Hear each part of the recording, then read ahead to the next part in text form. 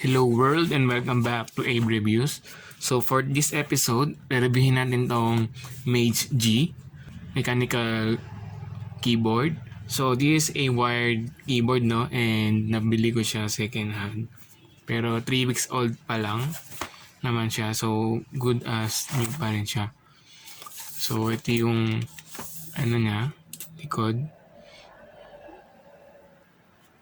So you have their product name, model, ayan. So sa left side, front, bottom, left, right, wala naman siya masyadong nakalagay, no? And then ayan, more on lang siya,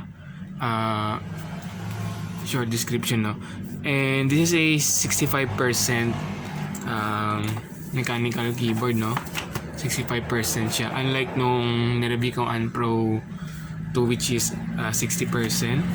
So this one has a dedicated arrow keys sa kanya. So i-open na natin siya. Ayan. So inside the box you have the keyboard. Ayan. So this is color pink actually.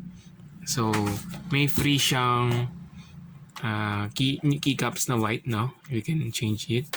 You have the manual here. Ayan yung manual niya. And then ito kanyang wired keyboard siya. So ito yung cable niya. So USB Type-C na yung gamit niya, no? So wired keyboard siya. And then ito yung switch, tawag ito, pang tanggal ng keycaps, no? Ito yung pang remove. And ito yung white keycaps na kasama. Ayan. So ito siya. So move aside natin. And ito yung ating keyboard. So this keyboard uses the clicky switch, no? So yung blue. Basically pag clicky, you have the feedback plus the sound. Ayan. And mapapansin nyo, maingay siya. So of course dito advisable if you're working with environment na may ibang tao, no? Kasi baka annoying sa iba. So ayan, as you can see, ayan yung blue switch. So clicky siya. Ayan, may tunog siya. So you feel the feedback and then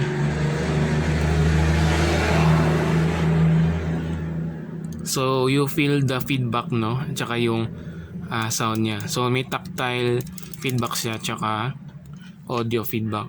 Maingay siya. Ayan siya, guys.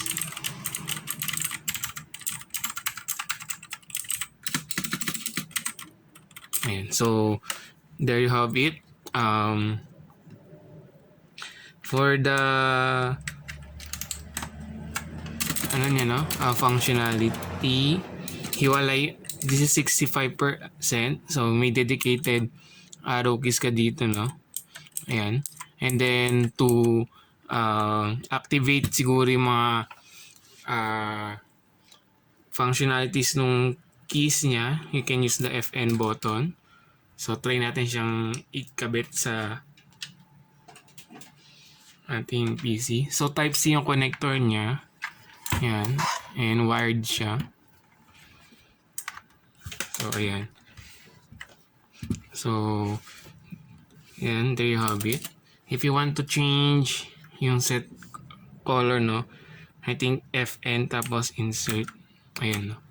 So ayan, nag-iba yung niya, behavior ng color, no.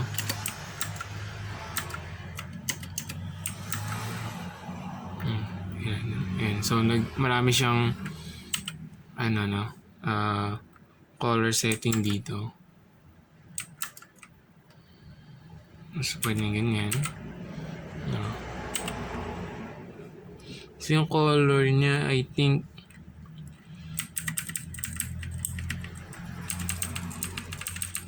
lang siya, no, white. Hindi siya RGB. Ayan. Mukhang hindi siya RGB na. White lang yung background color niya. So, ayan siya guys. Pag nagtatype kayo, so ganun yung makikita niya. Usually ginagamit sa data entry itong mga blue switches, no? And maingay siya. Unlike yung Unpro 2 natin last time, which is silver switches, linear siya. So meaning wala siyang feedback pag nape-press nyo.